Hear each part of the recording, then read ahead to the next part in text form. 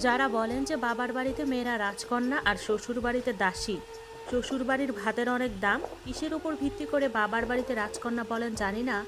এতটুকু বলি, আপনার অভিজ্ঞতা স্বল্প, এখনো বাস্তবতা দেখেননি, এই জন্য বাবার বাড়িটা আপনার কাছে রাজপ্রাসাদ।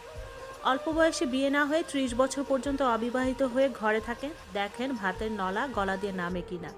প্রতিবেশীর অল্প বয়সী মেয়েটা যখন বাচ্চা কোলে নিয়ে আপনার সামনে দিয়ে হাঁটে, তখন কেমন অনুভূতি হয়? আপনার জন্মদাত্রী কিভাবে আপনাকে কলিজা ছিঁড়ে আঘাত করা খোঁটা দেয় বয়স বেশি হয়ে যাওয়ায়? কোনোদিন প্রতিবেশীর খোঁটা শুনেছেন? ডিভোর্সি মেয়ের অবস্থা দেখবেন, জামাই বাড়িতে অশান্তি হোক সবাই বলবে চলে আসো, আমরা আছি। 2 দিন বাপের হোটেলে খেয়ে দেখেন, গলা টেনেও সেই ভাত নিতে পারবেন না। আপনি যে আদরের কন্যা, দেখেন আপনার কিং বাবা আর কুইন মা উঠতে বসতে কিভাবে খোঁটা দেয়। আর যদি ভাইয়ের হোটেলে খান, ওইটা ভাত মনে হবে না, ইস মনে হবে। আর আপনি যদি কালো হন, আর কি বলবো, জন্মের পর থেকেই শুনবেন আপনার কোনো গুণ এই সমাজ দেখবে না। তাই আপনি যতই বলেন না কেন বাবার রাজকন্যা আপনি, আসলে কি তা এখনও জানেন না। সব কিছুর একটা নির্দিষ্ট সময় পর্যন্ত মূল্য থাকে, হোক সেটা মানুষ কিংবা পণ্য। মেয়েদের যদি জামাই বাড়িতে সুখ না হয়, তাহলে বাপের বাড়িতেও সুখ নাই।